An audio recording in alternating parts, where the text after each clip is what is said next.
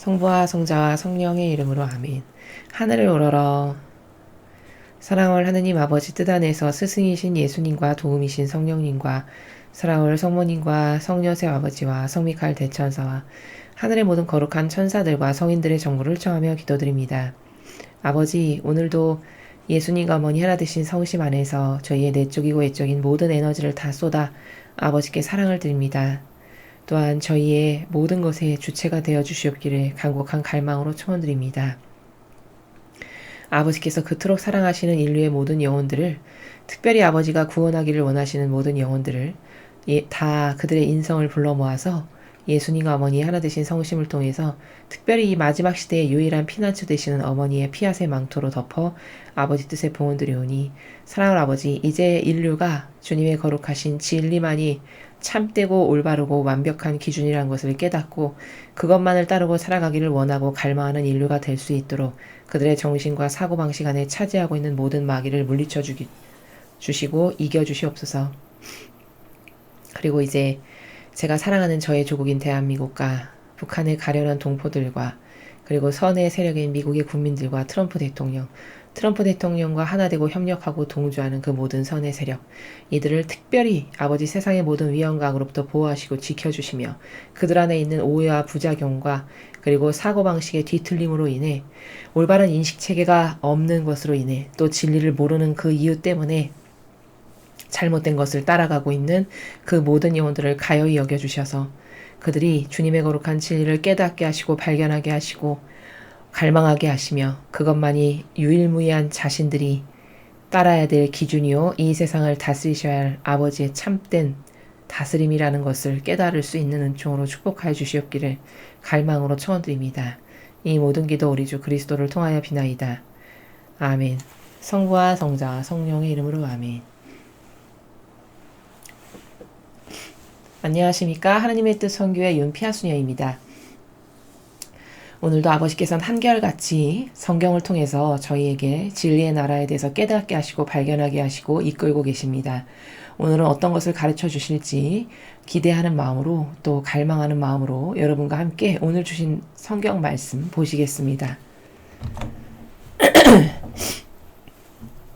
2020년 6월 24일 수요일입니다. 제1독서 이사야서 49장 1절에서 6절까지의 말씀입니다. 섬들아 내 말을 들어라. 먼 곳에 사는 민족들아 귀를 기울여라. 주님께서 나를 모태에서부터 부르시고 어머니 뱃속에서부터 내 이름을 지어주셨다. 그분께서 내 입을 날카로운 칼처럼 만드시고 주님의 손그늘에 나를 숨겨주셨다.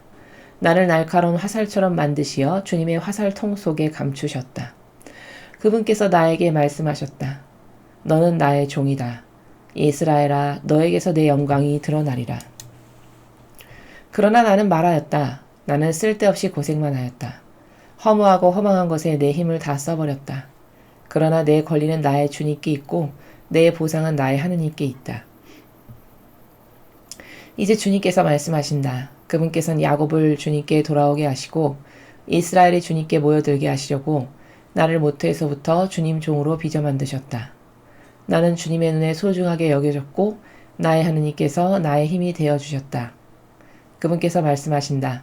네가 나의 종이 되어 야곱의 지파들을 다시 일으키고 이스라엘의 생존자들을 돌아오게 하는 것만으로는 충분하지 않다.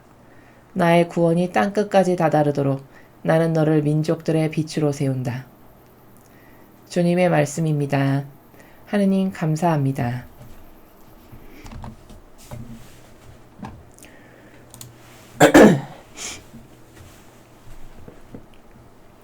예, 여러분 지금 일독서에서 저와 함께 이사야서를 읽으셨습니다.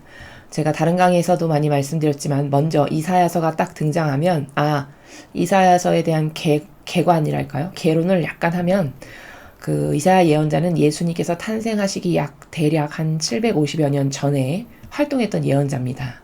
그리고 이사야 예언자의 다른 예언자들과 차별화되는 그 소명은 뭐였냐면 예수 그리스도께서 이 지상에 오셔서 수행하실 그 사명이 무엇이신고 예수님께서 어떤 분이신가에 대해서 증언하는 사명이 바로 이사야 예언자의 사명이었다라는 것을 여러분이 먼저 아시면 이사야서를 읽으실 때 훨씬 편안하고 올바른 관점으로 보실 수 있습니다. 자, 그럼 먼저 그 관점을 가지고 오늘 1절부터 6절까지를 보시면, 자, 쭉 보세요. 개괄적으로 먼저 설명을 드리면, 섬들아 내 말을 들어라, 먼 곳에 사는 민족들아 귀를 기울여라. 주님께서 나를 모태에서 부르시고 어머니 뱃속에서부터 내 이름을 지어주셨다. 자, 저 1절에서 나라고 지칭되는 거 있죠. 1인칭 나. 2절에서도 보면 그분께서 내 입을 날카로운 칼처럼 만드시고, 저기 내 입을 하고라고 하는 나라고 하는 1인칭이 또 등장하죠. 나를 숨겨주셨다. 또 나라는 1인칭이 등장하고요. 3절 그분께서 나에게 말씀하셨다. 저기 또 나가 등장하죠. 자, 그럼 지금 이 1절에서 6절까지 쭉 말씀하신 이 나라에서 나라고 지칭하는 그 나가 과연 누구인가? 그걸 먼저 알아야 됩니다. 그건 예수님을 말씀하시는 겁니다. 자, 즉 예수님께 하느님 아버지께서 말씀하셨다라는 겁니다. 이 모든 내용이. 그리고 동시에 다중적 관점으로서 예수님의 인성에게 하느님 아버지께서 말씀하셨다. 이 관점도 되면서 동시에 예수님의 인성에게 예수님의 신성께서 말씀하셨다. 이게 다 다중적으로 적용되는 나라다라는 것을 여러분이 이해하시면 오늘 이사야서의 1절부터 6절까지의 내용을 여러분이 잘 이해하실 수 있습니다. 자, 여기 등장하는 1인칭은 예수님의 인성을 말씀하시는 것이고, 그럼 주님께서 라고 이렇게 표현하시잖아요. 그분께서 바로 이 2인칭으로 대변되는, 여기 1인칭인 나가 등장하고 2인칭, 3인칭이라고 해야 될까요? 2인칭이라고 해야 될까요? 아무튼 주님께서, 그분께서 이렇게 등장하시는 저분은 과연 누구신가? 그것은 신성이신 그리스도이신 예수님이신 주님, 그 주님 동시에 누구를 뜻하시냐? 하느님 아버지. 이렇게 두 분을 동시적으로 뜻하는 말씀이다. 이렇게 이해하실 수 있습니다. 자, 그럼 하나하나 차근차근히 설명을 드리겠습니다. 섬들아 내 말을 들어라. 저 섬이 뭘까요? 자, 여러분, 섬은 바다 가운데에 떠 있는 게 섬이죠. 자, 그럼 성경에서 바다는 어떤 것을 지칭하는 거냐면 온갖 육지의 더러운 물이 다 고여서 이루는 곳이 바다입니다. 온갖 더러운 육지의 물이 흘러 들어와서 모이는 곳이 바다죠. 즉 죄악의 바다.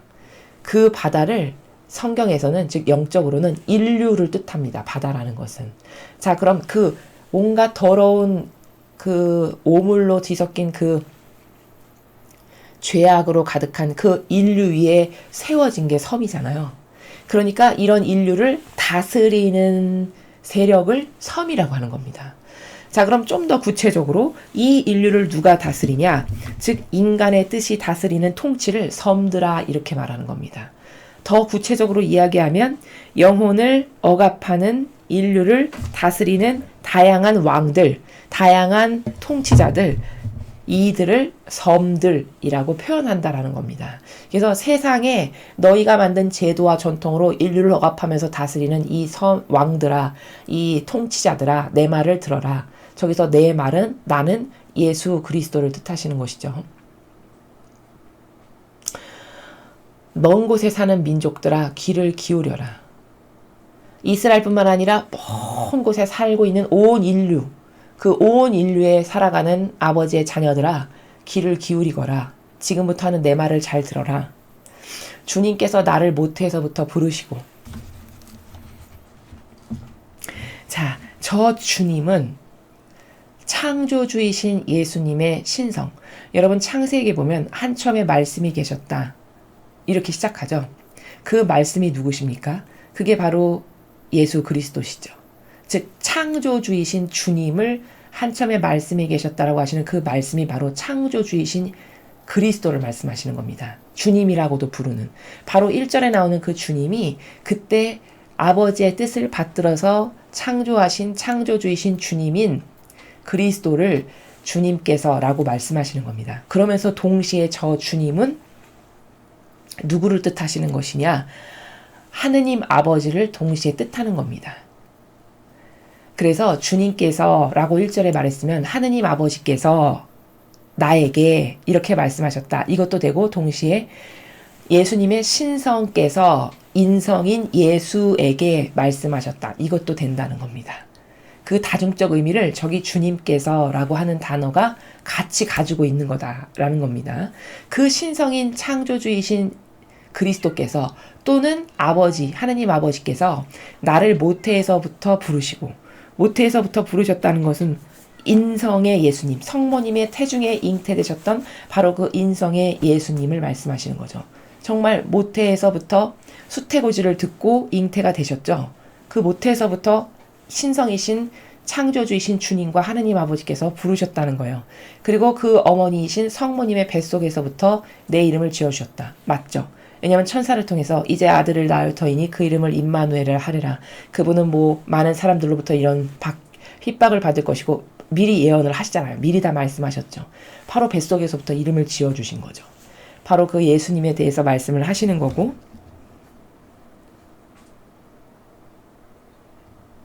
그분께서 내 입을 날카로운 칼처럼 만드시고 당신의 손근에 나를 숨겨주셨다. 나를 날카로운 화살처럼 만드시어 당신의 화살통 속에 감추셨다. 자, 저기 2절에 등장하는 그분, 당신이라고 지칭되는 저분이 1절에서 제가 설명드렸듯이 누구시다? 하느님 아버지시요. 동시에 신성이신 창조주이신 그리스도, 바로 그분께서 인성인 예수님에게 지금 계속 말씀하시는 그런 나라입니다. 자, 그래서 하느님 아버지께서 예수님의 입을 날카로운 칼처럼 만드셨대요. 예수님의 입을. 저 말은 무슨 뜻일까? 언제든지 불의의 세력과 적과 싸워서 그 마귀의 세력에 잘못된 것을 아주 날카롭고 예리한 칼처럼 무엇이 어떤 근거에서 잘못되는지를 명명백백히 밝힐 수 있는 날카로운 칼. 예와 아니오를 통해서 이 진리라고 하는 진실을 통해서 왜 마귀인지를 밝힐 수 있는 그런 날카롭고 예리한 칼. 그렇게 예수님의 입을 항상 만드셨다라는 거예요. 악과 싸울 수 있도록. 그리고선 항상 아버지의 손 그늘에 숨겨주셨대요. 왜? 때가 되면 시기 적절해지면 그때 사용하시려고. 나를 날카로운 화살처럼 만드시어 당신의 화살통 속에 감추셨다. 아버지의 화살통, 창조주이신 그리스도이신 주님의 화살통 속에 감추신 이유는 뭘까?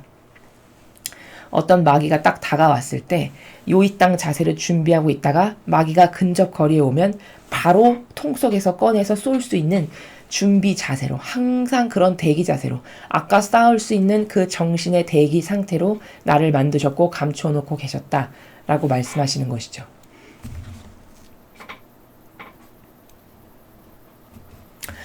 그분께서 나에게 말씀하셨다. 계속 하느님 아버지께서, 그리스도이신 창조주이신 주님께서 나에게 말씀하셨다. 너는 나의 종이다. 즉 하느님 아버지의 사명적으로는 예수님은 종이시죠. 다양한 관계성이 있다는 걸 여러분 이 이사야서를 이해하시려면 이해하셔야 되는 게, 잘 보세요. 여러분도 집에 가정에서는 딸이요 아들이고 직장에 나가서는 누구누구씨 혹은 직함을 부르죠. 무슨 주임님, 부장님, 사장님 이런 직함이 있죠. 동사무소에 가면 이름을 부르죠. 누구누구씨. 그쵸? 그리고 사랑하는 사람을 만난다. 그럼 애칭을 또 부르기도 하죠. 근데 한 사람이죠. 동일한 사람인데 불리는 명칭이 다 다르죠. 이렇듯이 예수님의 이름이 엄청 많으세요. 창조주인 주인으로서 내가 창조주인 주인이다. 주인으로서 창조한 사람이다 할 때는 예수님을 주님이라고 불러요. 근데 동시에 예수님의 이 인성, 우리와 같은 육을 지닌 인성을 지칭하실 때는 예수님이라고 이름을 부르시죠. 그렇죠? 근데 구원자라고 할 때는 메시아 또 이렇게 부르시고요. 그리고 예수님의 아버지와 완전히 용해되고 하나 되신 그 신성의 나라를 지칭하실 때는 그리스도 이렇게 부르신단 말이죠. 이렇게 이름이 다양하게 많은 거예요. 그 다양한 이름을 시기적절하게 어느 때에 무슨 이름으로 불러야 될지는 마치 여러분이 집에서는 딸로 불리고 회사에 가서는 사장님, 상무님, 무슨님이라고 불리고 동사무소에 가서는 누구누구 씨라고 불리고 애인한테는 애칭을 불리듯이 이 시기적절한 때와 장소가 있잖아요. 뭘 불러야 될 때. 그거랑 똑같은 거예요. 그래서 여기서 인성의 예수님, 신성의 그리스도, 제가 그렇게 말씀드리는 것은 어떤 때는 인성의 예수님으로 활동을 하시는 거고, 그때 그쪽으로 쓰이시는 거고, 또 이때는 창조주이고 신성을 활용하시는, 그럴 때는 주님이라고 불리시는 이런 나라가 다중적으로 시기적절하게 적재적소에 잘 골라서 쓰여져야 된다라는 것을 아시면 제가 지금 설명드리는 나라를 잘 이해하실 수 있습니다. 그래서 3절에 다시 돌아와서 그분께서 나에게 말씀하셨다의 그분은 하느님 아버지시요 동시에 누구냐? 만물을, 온 우주 만물을 창조하신 말씀이시라고 표현되는 그리스도이신 예수님의 인성을 지칭하는 주님. 바로 그걸 그분께서 이렇게 말씀하신 거예요. 자, 그분께서 예수님의 인성에게 말씀하시기를 너는 나의 종이다. 그렇죠. 1대1의 관계로서는 아버지와 아들의 관계지만 이 지상에 사명을 수행하러 오신 그 직분에서는 종이시죠. 사명을 수행하는 직분을 맡으셨으니까. 그러니까 나의 종이다라고 말씀하시는 거예요. 이스라엘아 너에게서 내 영광이 드러나리라. 지금 당장은 패망하고 망할 것 같은 이스라엘. 그리고 진짜 망했죠. 역사적으로. 그치만 너에게서 내 영광이 드러날 거래요. 그럼 여러분, 아버지의 말씀은 이루어지지 않고 돌아오는 예가 단 하나도 없잖아요. 여러분, 지금 이스라엘에서 영광이 드러났습니까? 다 패망하고 나라가 없어졌는데 무슨 영광이 드러나. 그쵸? 그럼 이 이스라엘은 과연 누구를 지칭하는 거냐? 지명에 국한된 이 지구상에 있는 이스라엘을 뜻하는 게 아니라 천상에 구원될 아버지께 속한 시민들. 천상 시민. 그래서 우리가 계시록에 보면 새하늘 새 땅이라고도 부르고 새 예루살렘이라고도 부르는 바로 그 천상의 아버지 나라에 속할 시민들, 그들을 이스라엘아 이렇게 지칭하시는 거예요. 그 이스라엘아 너희에게서 마침내 나의 영광이, 예수님의 영광이 드러나게 되리라. 왜? 예수님을 증언할 거고 마지막 시대에 그들은 아버지의 뜻에 의해서 구원받을 거고 악과 싸워서 이 아버지의 자녀들은 이길 거니까 그들에게서 영광이 드러날 거다라고 말씀하신 겁니다. 아직 이루어지지 않은 미래의 사실을 벌써 이렇게 말씀하고 계신 거죠.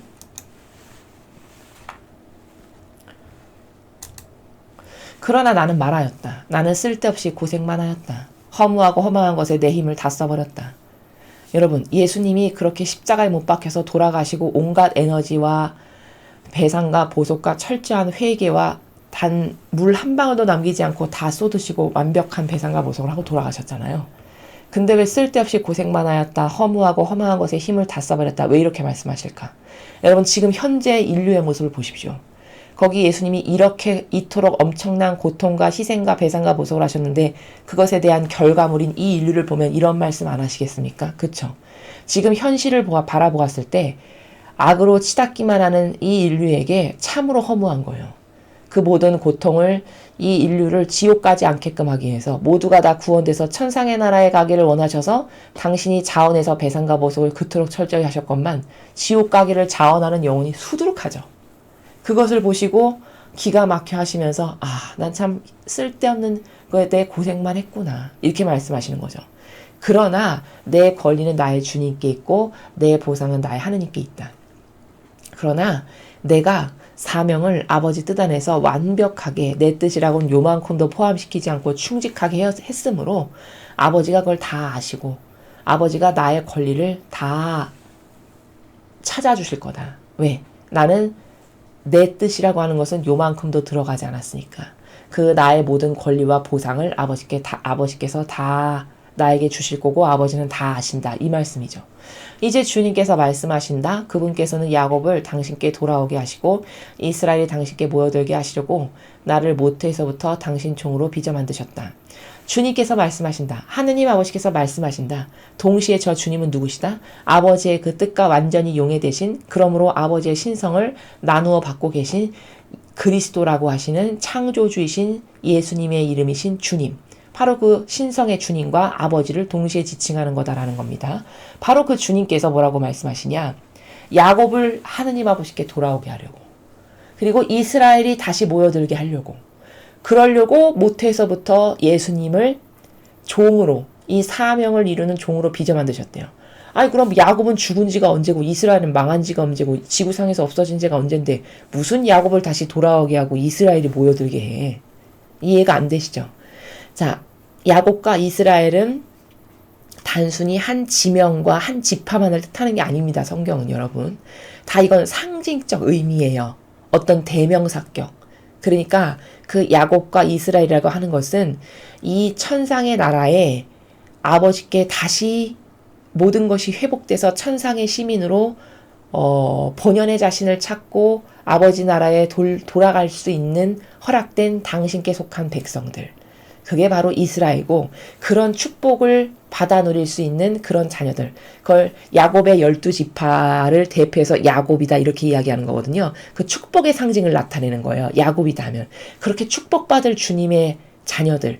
그들을 모여들게 하시려고, 구원하시려고, 그 아버지께 속한 자녀들을 천상의 나라에 오게 하시려고 예수님을 구원자로서 그리고 배상과 보석을 철저히 해서 그들에게 천상의 나라에 갈 수 있는 자격을 부여하시려고 벌써 모태에서부터 예수님을 종으로 빚어서 만드신 거다. 나는 주님의 눈에 소중하게 여겨졌고 나의 하느님께서 나의 힘이 되어주셨다. 나는 예수님의 인성. 그 예수님의 인성이 주님의 눈, 하느님 아버지의 눈에 소중하게 여겨졌고. 왜? 사명을 그토록 열렬히 자기 뜻 요만큼도 들어가지 않고 수행하셨으니까 얼마나 소중하시겠어요. 얼마나 눈에 넣어도 아프지 않은 아들이시겠습니까. 그렇게 소중하게 여기셨고 또 완전히 아버지와 하나 된 자녀이니 얼마나 소중하시겠어요. 예수님께서. 그토록 소중하신 분이고 나의 하느님께서 나의 힘이 되어주셨다. 하느님 아버지께서 예수님의 사명을 수행하는 그 한평생의 길에서 늘 언제나 함께 하셨고 같이 예수님의 마음과 정신 안에서 모든 것을 수행하셨고 늘 힘이 되어주셨다는 겁니다. 그분께서 말씀하신다. 즉 하느님 아버지께서 그리고 그리스도이신 예수님의 신성인 주님께서 말씀하신다. 뭐라고 말씀하셨냐? 네가 나의 종이 되어 야곱의 지파들을 다시 일으키고 이스라엘의 생존자들을 돌아오게 하는 것만으로는 충분하지 않다. 그렇게 너의 사명이 남아있는 나의 충직한 자녀들, 마라나타에서 맨날 말씀하시잖아요. 소수의 남은 나의 자녀들아. 그 소수의 남은 자녀들을 나에게 다시 회귀시키고 돌아오게 하는 그것만으로는 충분하지 않다. 예수님의 인성에게 말씀하시는 거예요. 나의 구원이, 즉 하느님 아버지의 구원이 땅끝까지 다다르도록 나는 너를 민족들의 빛으로 세운다. 하느님 아버지께서 구원하시고자 하시는 의지가 있으신데 그 은총을 못 받는 인류의 영혼이 단 한 명도 없도록. 예수님은 단지 이스라엘에서만 활동하셨잖아요. 그쵸? 근데 그 구원의 은총이 이스라엘에게만 미치는 게 아니라 그 빛이 온 지구를 다 휘덮어서 온 우주 만물을 다 휘덮어서 지구상에 살아가는 영혼 중에 단 한 명도 그 구원의 은총을 받지 못하는 영혼들이 없도록 나는 너를 모든 민족들의 즉 온 인류의 빛으로 세운다. 이 진리만이 따를 유일한 기준이고 이것만이 참된 진실이고 참된 사실이며 이것 말고는 다 변질될 거고 이거는 알파와 오메가이신 아버지가 만드신 질서며 따라서 변질이 없고 영원무궁토록 존속할 수 있는 이 빛으로 너를 세우고 온 인류가 너를 바라보고 즉 예수님의 모범과 정신과 가르침과 카리스마 이것을 통해 봐서 무엇이 옳고 그른 건지를 깨닫고 발견해서 그들 모두가 다 나에게 돌아올 수 있도록 온 인류가 다 나에게 돌아와서 구원받을 수 있도록 하는 그런 사명을 즉 너를 민족들의 빛으로 세우는 게 내가 너에게 부여한 사명이다 라고 말씀하시는 겁니다. 그래서 오늘 이사야서는 여러분이 잘 이해하시려면 여기 다중적인 예수님과 아버지의 사이의 질서를 볼 수 있어요. 신적 질서. 그것을 원리적으로 깨달으실 수 있고요. 두 번째는 그 예수님의 사명이 과연 지구상에 오셔서 이 인류에게 오셔서 어떤 사명을 수행하셨던 건가 예수님의 사명이 뭔가 이 두 가지를 오늘 이사야서 1독서에서 볼 수 있다. 이것을 기억하시면 되겠습니다. 자, 다음으로 2독서 보시겠습니다. 사도행전 13장 22절에서 26절까지 말씀입니다. 그 무렵 바오로가 말하였다. 하느님께서는 조상들에게 다윗을 임금으로 세우셨습니다. 그에 대해서는 내가 이사이의 아들 다윗을 찾아냈으니 그는 내 마음에 드는 사람으로 나의 뜻을 모두 실천할 것이다 하고 증언해 주셨습니다. 이 다윗의 후손 가운데에서 하느님께서는 약속하신 대로 예수님을 구원자로 이스라엘에 보내셨습니다. 이분께서 오시기 전에 요한이 이스라엘 온 백성에게 회개의 세례를 미리 선포하였습니다. 요한은 사명을 다 마칠 무렵 이렇게 말하였습니다. 너희는 내가 누구라고 생각하느냐? 나는 그분이 아니다. 그분께서 내 뒤에 오시는데 나는 그분의 신발끈을 풀어드리기에도 합당하지 않다. 형제 여러분, 아브라함의 후손 여러분, 그리고 하느님을 경외하는 여러분, 이 구원의 말씀이 바로 우리에게 파견되셨습니다. 주님의 말씀입니다. 하느님 감사합니다.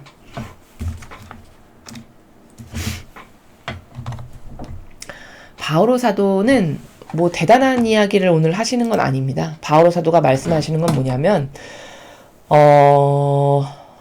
과거 일독서에서 보셨던 이사야가 예언했던 오시기로 하신 그 주님께서 예수 그리스도께서 아버지의 말씀 그대로 예언자들이 선포한 그대로 진짜 세상에 오셨다. 그것을 증언하는 겁니다. 근데 예수님께서 그렇게 오실 것이다라고 미리 선언적으로 예언했던 사람이 여기 이렇게 세례자 요한도 있고, 그쵸? 이 바오로 사도는 세례자 요한이 예언한 그분이 진짜 오셨다. 이걸 증언하는 건데 이 세례자 요한만 예수님이 오실 것을 증언한 예언자는 아닙니다, 여러분. 앞에 보셨죠? 일독서의 이사야 예언자는 더 섬세하고 디테일하게 예수님께서 마치 본 사람보다도 더 상세하게 적어놨어요. 이사야 예언자를 자세히 읽어보시면 이사야 예언서를 처음부터 끝까지 다 보시면 진짜 예수님을 보고 묘사한 사람보다 더 잘 묘사했네? 이렇게 놀라울 만큼 그 정도로 예수님의 사명과 그분이 오셔서 무슨 일을 하실 거고 이런 것에 대해서 본 사람보다 더 자세히 디테일하게 써놨습니다. 그걸 통해서도 하나님은 이렇게 위대하시구나. 사람 하나를 도구로 숭직한 도구로 쓰셔서 아버지께서 그건 사람이 어떻게 알겠습니까, 여러분? 700년 이후에 올 사람에 대해서. 불가능한 거죠. 하나님의 영으로 충만하고 가득한 충직한 도구였고 매개체였던 거죠. 그 매개체가 아버지가 주신 미리 볼 수 있는 은총으로 단순히 받아 적은 거죠. 도구로서. 바로 그게 이사야서예요. 그 이사야서에서 말씀하신 그리스도. 그리고 오늘 바오로 사도가 전하고 있는 세례자 요한이 자기가 그분의 신발끈을 풀어드리기에도 부족하다라고 미리 선포한 바로 그리스도. 그분께서 진짜 예언하신 대로 오셨다. 이것을 지금 증언하고 있는 겁니다. 자, 그 다음에 바로 넘어가서 복음을 보시겠습니다. 루카복음 1장 57절에서 66절, 80절까지의 말씀입니다. 주님 영광 받으소서. 엘리사벳은 해산딸이 차서 아들을 낳았다. 이웃과 친척들은 주님께서 엘리사벳에게 큰 자비를 베푸셨다는 것을 듣고 그와 함께 기뻐하였다. 8회째 되는 날 그들은 아기의 할례식에 갔다가 아버지 이름을 따서 아기를 지카리아라고 부르려 했다. 그러나 아기 어머니는 안 됩니다. 요한이라고 불러야 합니다. 하고 말하였다. 그들은 당신의 친척 가운데는 그런 이름을 가진 이가 없습니다. 하며 그 아버지에게 아기 이름을 무엇이라 하겠느냐고 손짓으로 물었다. 지카리아는 글 쓰는 판을 달라고 하여 그의 이름은 요한이라고 썼다. 그러자 모두 놀라워하였다. 그때 지카리아는 즉시 입이 열리고 혀가 풀려 말을 하기 시작하면서 하느님을 찬미하였다. 그리하여 이웃이 모두 두려움에 휩싸였다. 그리고 이 모든 일이 유다의 온 산악지방에서 화제가 되었다. 소문을 들은 이들은 모두 그것을 마음에 새기며 이 아기가 대체 무엇이 될 것인가 하고 말하였다. 정녕 주님의 손길이 그를 보살피고 계셨던 것이다. 아기는 자라면서 정신도 굳세어졌다. 그리고 그는 이스라엘 백성 앞에 나타날 때까지 광야에서 살았다. 주님의 말씀입니다. 그리스도님 찬미합니다. 자, 여러분, 오늘 이 루카복음은 세례자 요한의 탄생에 대해서 전하고 있습니다. 오늘이 여기 보니까 매일미사 책에 보니까 성 요한 세례자 탄생 대축일이에요. 그래서 지금 아마 이 복음을 여기다 편집한 것 같은데 여러분, 이 로마 가톨릭이 잘못하고 있는 것 중에 하나를 또 오늘 말씀을 드리겠습니다. 무슨 성녀 대축일, 무슨 오늘 같으면 세례자 요한 대축일, 무슨 바오로 사도 대축일, 이런 엄청난 기념일이 많죠. 이 교회가 설정한 값. 근데 여러분, 잘 생각해 보십시오. 아버지의 뜻을 모범으로 완벽하게 수행하셨던 분은 예수님과 어머니 단 2분뿐이세요.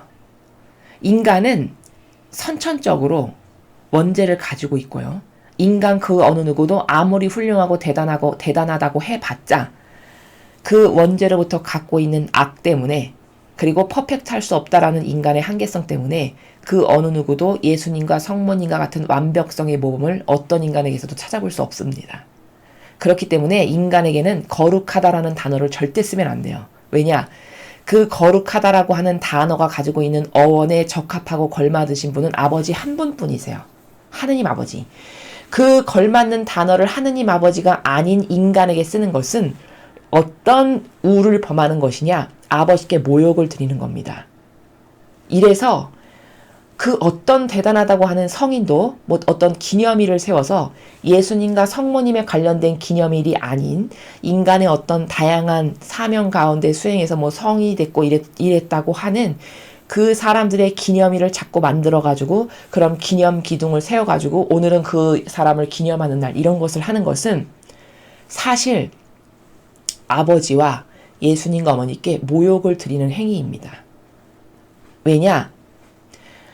하느님 아버지와 예수님과 어머니께 충분한 사랑과 충분한 거룩함과 마땅히 받으셔야 할 권리도 똑바로 챙겨드리지 못하면서 그 기본도 안 돼 있는데 인간을 잡고 우상화시키고 섬기고 떠받든다? 그럼 이것은 아버지 입장에서 보실 때는 엄청난 모욕을 드리는 길이에요. 아까 거룩하다라는 단어도 이렇게 격에 안 맞는다라고 하는 거예요. 왜 세상에서도 여러분 어른을 어르신으로 공경하거나 존중하지 않으면 굉장히 어르신이 불편해하고 불쾌해하시죠. 그게 맞는 겁니다. 그게 윤리도덕상으로도 맞는 거예요.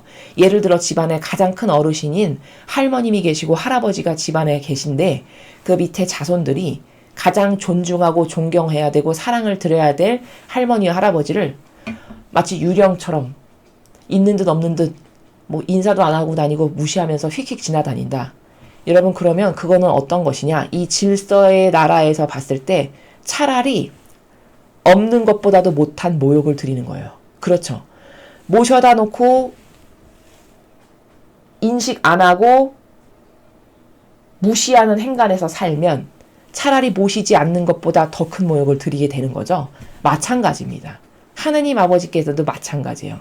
엄연히 존재하시고 살아계신 하느님을 그 하느님 아버지께만 어울리고 그분에게만 드려야 될 공경과 사랑과 존중의 나라가 있잖아요. 집에서도 할머니 할아버지에게만 드려야 되는 정신의 나라가 있듯이.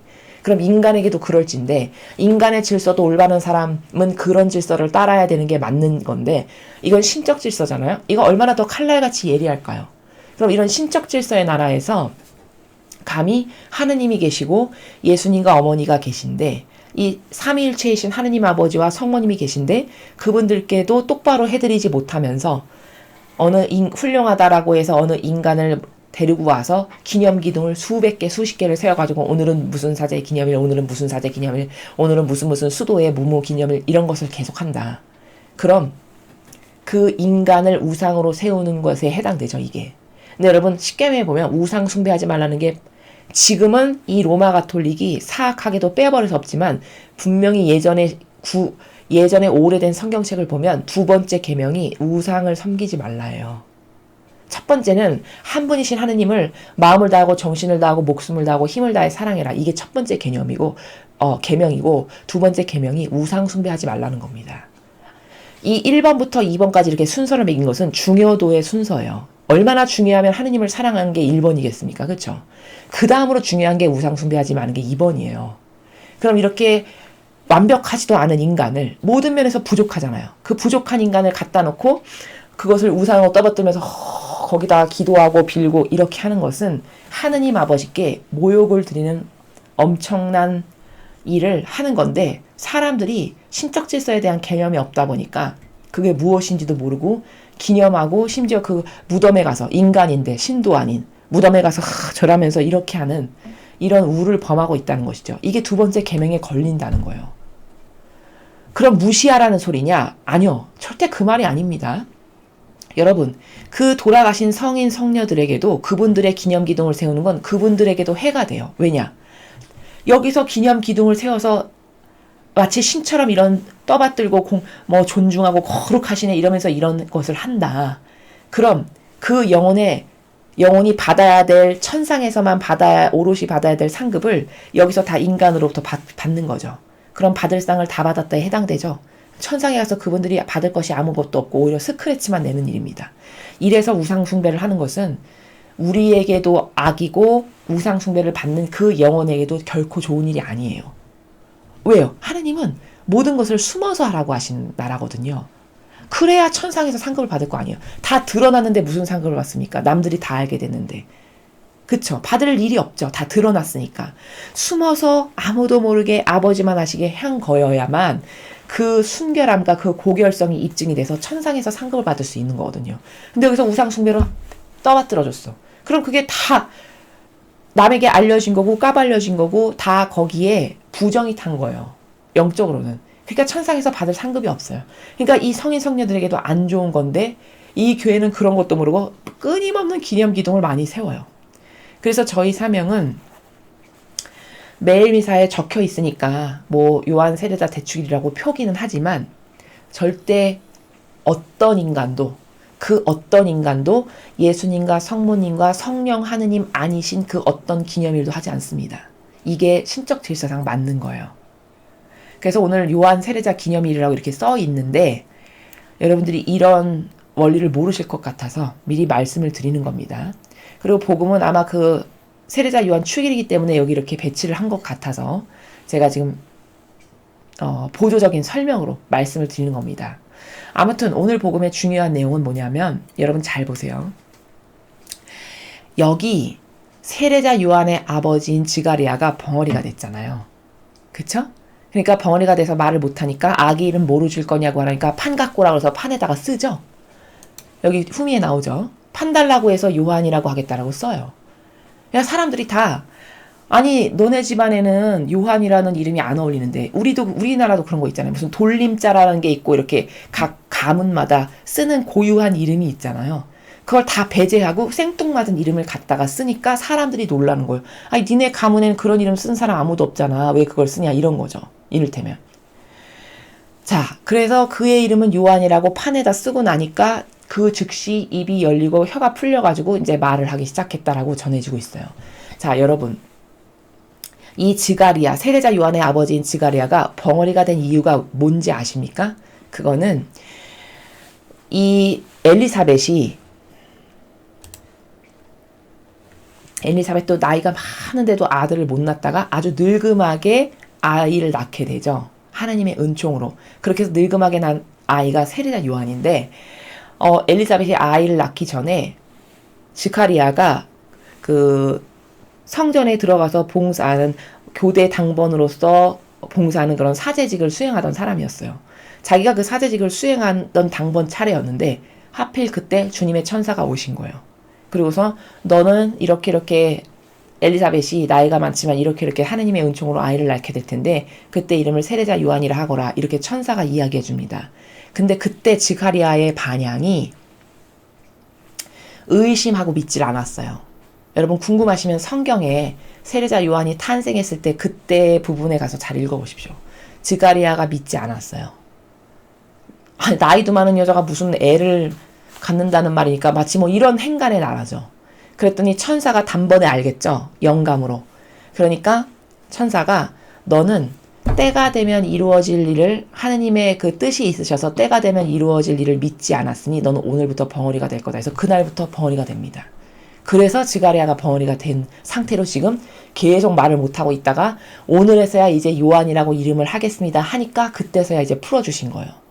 여기서 중요한 건 뭐냐? 여러분 이거예요. 예를 들어 여성이다 하면 여성에게 가장 중요한 어떤 경우에도 이것만큼은 손상되거나 스크래치가 가면 안 되는 가장 중요한 것 하나를 여성에게 꼽아라. 그럼 뭐가 있을까요, 여러분? 그건 제가 생각하기엔 처녀성.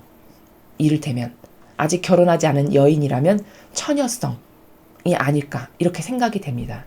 자, 그럼 그 처녀성은 어떤 경우에도 사랑하는 사람을 만나기 전에는 절대로 거기에 흠집이 가거나 스크래치가 가면 안 되는 절대적으로 보존되어야 할 아주 치명적인 그게 손상되면 치명적인 것이 되는 가장 소중하고 아름다운, 그래서 잘 보존되어야 할 어떤 이런 것이 사람에게도 존재하잖아요. 천상의 나라도 마찬가지예요. 하나님 아버지께서 뜻하는 바가 있어서 세례자 요한에게 엄청난 은총을 쏟아 부으셨고 그 엄청난 은총을 입증하시기를 예수님이 뭐라고 말씀하셨냐면, 세례자 요한이 얼마나 엄청난 은총을 받은 사람이냐면 여인에게서 난 사람 중에 세례자 요한보다 더 큰 사람은 없다, 이렇게 말씀하셨어요. 그럼 그 받은 은총과 사명이 이 사람이라고 하는 어머니의 뱃속을 통해서 난 사람보다 세례자 요한보다 더 큰 은총을 받은 사람은 아무도 지구상에서 없다는 뜻이에요. 그 정도로 큰 은총을 받은 사람이거든요. 근데 문제는 뭐냐, 이렇게 큰 은총이 누군가에게 올 때는 악도, 즉 부정도 똑같은 크기로 다가온다는 것을 아셔야 돼요. 마귀도 은총의 크기만큼 똑같은 크기로 다가와서 거기에 스크래치를 내려고 하는 이런 영적 작용이 존재합니다. 지가리아는 그걸 몰랐던 거죠. 아니나 다를까 이런 엄청난 은총이 자신의 아들에게 왔는데 지가리아가 첫 판부터 거기에 흠집 내는 것을 하기를 뭘 한 거냐, 아이 그런 일이 어떻게 일어날 수 있겠습니까? 라고 하는 의구심의 나라를, 믿지 못하는 나라를 싹 가져요. 그러니까 바로 천사가 그걸 알고, 아 너는 이렇게 위대한 아버지의 은총 때가 되면 당연히 이루어질 건데 너가 안 믿었으니까 넌 지금부터 벙어리가 되는 게 좋겠다. 왜 어르신들이 그런 말씀하시죠? 초친다는 얘기. 바로 똑같은 거예요. 거룩한 것에 앞두고 부정 타는 짓을 한 거죠. 지가리아가. 거기에 이렇게 부정 타는 까만 점 하나를 이렇게 딱 묻힌 거예요. 엄청난 은총에다가 스크래치를 낸 거죠. 이게 여러분 별것 아닌 것 같지만 이게 엄청나게 중요한 게 뭐냐, 이 지가리아가 믿지 못하는 그 스크래치를 이 엄청난 은총에다가 내서 세례자 요한도 여러분 어떻게 죽었죠? 나중에 이렇게 죽었죠. 그 왜 동생의 아내를 자기 부인으로 맞아들여가지고 했던 그 왕에게 가서 간언하다가 그렇게 동생의 아내를 맞이하는 건 옳지 않습니까? 않습니다. 간언하다가 목 베서 죽었잖아요. 그럼 이거는 사명하고는 관련 없는 일로 엄한데 끼어들었다가 죽은 겁니다. 목숨을 걸고 진리를 지키고 보호하고 수호하려다가 죽은 이런 죽음하고는 달라요. 그렇게 아무 쓰잘데 때 물론 그게 옳은 거지만 자신의 직접적 사명하고는 별 관련성 없는 그런 간언을 하다가 죽은 것 하며 결말이, 게다가 이 지가리아 아버지가 믿지 못하는 그 부작용이 부정을 탄 게 아들에게 어떻게 영향을 미쳤냐면, 자기가 감옥에 갇혔는데 예수님께서 그때는 활동하고 계셨을 때예요. 오셔서. 근데 세례자 요한이 감옥에 있었는데 자기의 제자들을 예수님께 보내서 뭐라고 했냐, 오시기로 한 분이 맞습니까? 라고 물어봤어요. 그럼 이건 뭘까? 여태까지 예수님이 오셔가지고 활동하시는 것도 봤고 그 물에서 세례를 베풀 때 비둘기가 날아온 것도 봤고 이런 어떤 표징도 있었고 예수님이 오시기로 한 메시아라는 것도 자기가 함께 군중을 통해서, 또 자기가 물로 세례를 예수님께서 받으시겠다라고 해서 세례를 베풀 때도 받고 이런 모든 것이 있었음에도 불구하고 그 의구심이라고 하는, 믿지 못하는 그 마귀가 이 아버지의 부정을 타고서는 그 자식에게 전이가 돼서 죽기 직전까지 완벽하게 못 믿었다는 게 어디서 발견되냐, 오시기로 한 분이 맞는지 제자들에게 가서 물어보라고 시킵니다. 그래서 제자들이 가서 물어봐요, 예수님께. 그러니까 예수님이 뭐라고 대답하셨죠, 그때? 네가 가서 본 대로 말하거라, 이렇게 말씀하셨어요. 그렇다 아니다 이렇게도 말씀 안 하시고 네가 가서 본 대로 전하거라, 이렇게 말씀하셨습니다. 그리고는 너무나도 허무하게 그 동생의 아내를 맞이한 그 자기의 왕비로 맞이한 그 왕에게 간언하다가 목 잘려서 죽게 되는 이런 죽음을 맞이해서 죽어버려요. 여러분 이게 얼마나 무서운 건지 아십니까? 오늘 여기서 발견해야 될 거는 그렇게 어떤 거룩한 것에 인간적인 뜻이 끼어들어가지고 부정을 타게 하는 행위 있죠. 이게 엄청 무서운 거라는 거예요. 이게 그 아버지에 대해서 끝난 게 아니고 이 아버지의 그 아이가 소중하게 잘 보존돼서 어떤 마귀로부터도 영향 안 받고 잘 태어나야 될 그 세례자 요한의 탄생에 아버지 안에 있는 인간적인 악, 잘 믿음이 희박하고 약한 그 인간적인 악이 이 지가리아라고 하는 세례자 요한의 아버지의 인성을 타고 들어가서 그 믿지 못하는 저주가 아들에게까지도 이어져서 결국엔 그 아들도 죽기 직전까지 예수님을 얼마나 완벽하게 믿지 않았으면 오시기로 한 분이 맞냐고 물어보기까지 한다는 거예요. 그것도 자기가 직접 가는 것도 아니고 제자들을 시켜서. 감옥에 갇혔었으니까 물론 못 갔겠죠. 그러니까 예수님이 별로 좋지 않은 언짢은 행간에서 네가 본대로 가서 말하거라 이렇게 답변하십니다. 그리고서는 그렇게 예수님의 앞길을 트는 세례자 요한의 사명이 왜 여러분 엄청나게 큰 거냐면 이 지상에 온 인류를 구원할 메시아가 오시기로 돼 있어요. 근데 세례자 요한의 사명 이를테면 이거예요. 왕이 행차하시는데 왕 앞에 바로 앞에 서서 호롱불을 들고 왕이 가시는 길을 비춰드리는 편안하게 가실 수 있도록 바로 이 사명이 세례자 요한의 사명이었거든요. 그러니까 나는 주님을 오시기에 신발끈을 묶어드리기도 합당치 않다. 온갖 좋은 미사여구는 다 말했지만 맺은 열매는 결국 의구심으로 믿지 못하는 그 아버지로부터 탄 부정의 열매 때문에 결국 세례자 요한이 예수님의 앞길을 호롱불을 들고 가는 그 신하처럼 잘 밝혀드리고 그분이 하시는 모든 일 앞에 또 그분을 따라다니면서 그분이 아버지 뜻을 잘 수행하실 수 있도록 해드리는 이 사명을 똑바로 수행하지 못해서 세례자 요한에 대해서 예수님이 평가하시죠. 어떻게 말씀하셨죠? 여인에게서 난 사람 중에 세례자 요한보다 더 큰 은총을 받은 사람은 아무도 없다. 그러니까 은총은 그렇게 컸다는 거예요. 세상에 엄마 뱃속을 열고 태를 열고 나온 사람 중에 세례자 요한보다 더 큰 은총 받은 사람은 없는데 그러나 뭐라고 하셨죠? 하늘나라에 가면 그보다 더 작은 사람은 없다 이렇게 말씀하셨어요. 그럼 그 말이 뭐지? 하늘나라에 가면 엄청난 은총을 주었으니까 천상의 나라에 가기는 가는데 천상의 나라에 갔을 때 그보다 더 작은 사람이 없다는 건 뭘까? 천상의 나라에서 세례자 요한이 꼴찌라는 거예요. 1단계. 세례자 요한보다 더 밑에 단계에 천국에 가는 사람은 없다는 거예요. 즉 천국 갔으면 세례자 요한보단 여러분이 다 높은 위치에 간다는 뜻이죠. 가장 낮은 위치에 있는 게 세례자 요한이니까. 그럼 여러분 이 엄청난 은총을 어마무시하게 갉아먹은 거죠. 왜? 반영을 똑바로 못해서. 왜? 이 아버지의 믿지 못하는 부정이 이때 타고 들어와서 자식에게까지 영향을 미쳐서 결국 그토록 위대한 은총과 엄청난 축복을 주시기로 약속이 다 돼 있었는데 반영을 똑바로 못해서 하늘나라의 꼴찌의 위치에 가 있다는 걸 예수님이 직접 예수님의 입으로 말씀하시잖아요. 이런 게 세례자 요한에 대한 올바른 신적 분석이에요. 오늘 이것을 통해서 우리가 알 수 있죠. 근데 이 교회는 세례자 요한을 가르칠 때 세례자 요한에 대해서 이야기할 때 엄청 겸손하고 엄청 훌륭한 그런 영성을 지닌 주님의 종으로 가르칩니다. 여러분 이거는 맞지 않아요. 성경과. 성경에 나오는 진실 사실과는 다릅니다. 아니 그럼 여러분 예수님이 거짓말쟁이시게요? 예수님이 직접 평가하시잖아요. 사람의 여인에게서 난 사람 중에 걔보다 더 큰 은총 받은 사람은 없는데 하늘나라에 가면은 그보다 더 작은 이는 없단다? 즉 하늘나라에 가면 꼴찌란 얘기예요. 그럼 왜 그럴까? 하느님이 성성을 걸어서 약속하셨으니까 사명을 주셨으니까 차마 연옥으로는 내리시지 않지만 그래 천상에는 갖다 놓지만 사명을 똑바로 수행하지 못해서 결국엔 꼴찌다라는 거예요. 그런데 그런 세례자 요한을 겸손해 맨발로 사막에서 벌꿀 먹고 뭐 뜯어먹고 이런 엄청난 겸손한 신방끈을 풀어드리긴 합당치 않고 여러분 말과 제가 말씀을 드렸잖아요. 분별한다는 것은 엄청 유려하고 겸손한 수만 가지의 미사여구를 붙여서 한다 한들 그가 맺은 열매가 그 말에 부합되는 게 없으면 그건 다 가짜인 겁니다. 오히려 남을 속이는 유리한 마귀만 한 거예요. 그럼 그런 관점에서 봤을 때 세례자 요한은 수많은 예수님의 앞에서 겸손한 온갖 척은 다 했지만 맺은 열매는 예수님께서 가장 낮은 곳이라고 그리고 와서 또 믿지 못해서 물어보니까 너무 기가 막히시니까 네가 가서 본대로 전해라 이렇게 하시잖아요. 이게 진실이에요. 이게 팩트. 근데 이 팩트를 거꾸로 전하죠. 거꾸로 가르치죠. 엄청난 착각과 오해라는 것. 그것을 말씀을 드리는 겁니다.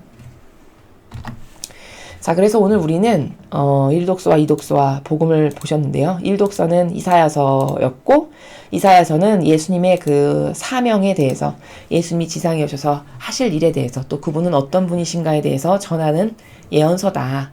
그리고 오늘 이사야서에서는 아버지와 예수님 간의 그 신적인 질서의 나라를 우리가 볼 수 있다. 그 다음 이독서에서는 사도 바오로가 이야기하기를 세례자 요한을 빌려와서 이야기하기를 예수님은 이런 분이시고 앞으로 이런 분이 오실 거다라는 것을 예언했는데 진짜 오셨다. 뭐 이런 이야기를 한 거예요. 그리고 복음은 중요한데 스가랴가 벙어리였던 것은 엄청난 은총 앞에 초치는 말을, 거기다 부정 타는 말을 했기 때문에 벙어리로 만들어 버리신 거예요. 그래서 여러분, 그 왜 입 함부로 놀리는 사람들 있잖아요. 뭐뭐 같다. 남 평가하는 말들. 뭐뭐 같다. 쟤 뭐뭐 같네. 이거 엄청 무서운 겁니다. 자기가 그렇게 모든 것에다 이렇게 초치고 부정의 점을 찍고 다니는 사람이라는 걸 자기가 모르는 거예요. 그래서 왜 어르신들이 예전에 할머니 할아버지들이 그런 말씀 하시죠. 입 함부로 놀리지 말으라고 이런 말씀들 하시죠. 좀 저급한 저속으로 얘기하시면 주둥아리 함부로 놀렸단 천벌받는다 뭐 이런 얘기 하시잖아요. 그게 바로 이 나라예요. 그렇게 남 뭐 비하하고 평가하고 뭐뭐 같네 별칭 지어주고 별명 지어주는 이런 거, 이게 다 나쁜 행간이에요. 지가리아와 같은 행간입니다.